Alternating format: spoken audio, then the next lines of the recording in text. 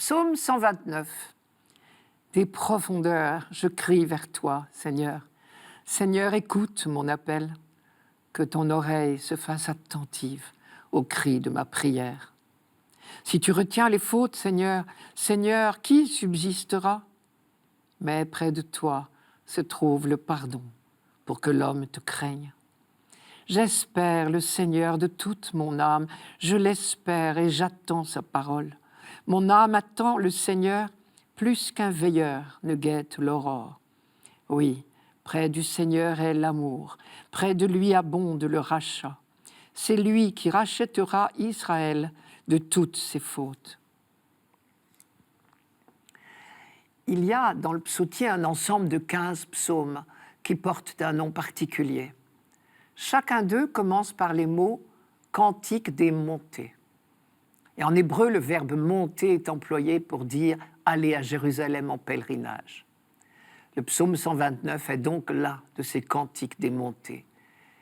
Il était probablement chanté au cours de la cérémonie de la fête des tentes à l'automne, et probablement pendant une cérémonie pénitentielle. Et c'est pourquoi le vocabulaire de la faute et du pardon est relativement important dans ce psaume. Si tu retiens les fautes, Seigneur, qui donc subsistera? Le pécheur qui parle ici et qui supplie certains déjà d'être pardonnés, c'est le peuple qui reconnaît à la fois l'infinie bonté de Dieu, son inlassable fidélité et l'incapacité foncière de l'homme à répondre à l'alliance. Ces infidélités répétées à l'alliance sont vécues comme une véritable mort spirituelle. Des profondeurs, je crie vers toi. Mais ce cri s'adresse à celui dont l'être même est le pardon. C'est le sens de l'expression « près de toi est le pardon ». Dieu est amour et il est don, c'est la même chose. Or, le pardon n'est pas autre chose, c'est le don par-delà. Pardonner, c'est continuer à proposer une alliance, un avenir possible, au-delà des infidélités de l'autre. Rappelez-vous l'histoire de David. Après le meurtre du mari de Bethsabée par le roi, le prophète Nathan lui avait annoncé le pardon de Dieu avant même que David ait eu le temps d'exprimer la moindre parole de regret, ni le moindre aveu. Curieusement, cette idée que Dieu pardonne toujours n'est pas du goût de tout le monde. Mais pourtant, incontestablement, c'est l'une des affirmations majeures de la Bible, et ce, dès l'Ancien Testament. Et Jésus reprend avec force le même enseignement. Par exemple, dans la parabole de l'enfant prodigue, chez Luc, au chapitre 15. Le père est là sur le chemin à attendre son fils, ce qui prouve qu'il lui a déjà pardonné, et il lui ouvre les bras avant que le fils, lui, ait ouvert la bouche. Et l'exemple du pardon de Dieu absolument gratuit nous est donné par Jésus lui-même sur la croix. Ceux qui sont en train de le tuer n'ont pas eu la moindre parole de repentir. Et pourtant, il dit « Père, pardonne-leur, ils ne savent pas ce qu'ils font. » Et c'est dans son pardon précisément, nous dit la Bible, que Dieu révèle sa puissance. Cela encore, c'est une des grandes découvertes d'Israël. Vous connaissez cette phrase du livre de la sagesse ?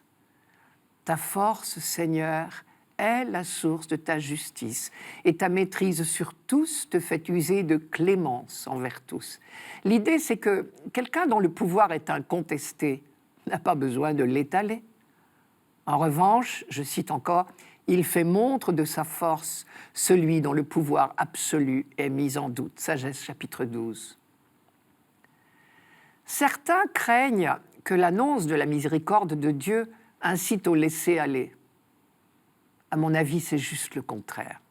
Une fois qu'on est vraiment convaincu de la tendresse et du pardon inconditionnel de Dieu, on a envie d'y correspondre et d'essayer de lui ressembler. Et donc, la certitude de la miséricorde de Dieu n'engendre chez le croyant ni présomption, ni indifférence au péché, mais reconnaissance humble et émerveillée. Près de toi est le pardon pour que l'homme te craigne. Cette formule très ramassée dit quelle doit être l'attitude du croyant face à ce Dieu qui n'est que don et pardon. Et nous trouvons là encore une définition de la crainte de Dieu. Ce n'est pas la crainte du châtiment. Toute la pédagogie de Dieu au long de l'histoire biblique cherche à nous libérer de toute peur, car la peur n'est pas une attitude d'homme libre, et Dieu veut nous libérer totalement. La crainte de Dieu au sens biblique, c'est une adoration pleine d'émerveillement devant la toute-puissance de Dieu, faite seulement d'amour. Craindre le Seigneur, c'est l'adorer et lui faire tellement confiance qu'on fera tout son possible pour obéir à sa loi, dans la certitude que cette loi n'est dictée que par son amour paternel. Et cette conviction du pardon, du don toujours acquis au-delà de toutes les fautes, inspire à Israël une attitude d'espérance extraordinaire. Israël repentant attend son pardon plus sûrement qu'un veilleur n'attend l'aurore. C'est lui qui rachètera Israël de toutes ses fautes. Nous rencontrons régulièrement dans les textes bibliques des expressions similaires. Et elles annoncent à Israël sa libération définitive, la libération de toutes les fautes, de tous les temps. Israël attend plus encore, précisément parce que le peuple de l'Alliance expérimente sa faiblesse et son péché toujours renaissant, mais aussi la fidélité de Dieu. Il attend de Dieu lui-même la réalisation définitive de ses promesses. Au-delà du pardon immédiat, c'est l'aurore définitive que ce peuple attend de siècle en siècle, qu'il espère contre toute espérance, comme Abraham, l'aurore du jour de Dieu. Tous les psaumes sont traversés par l'attente messianique.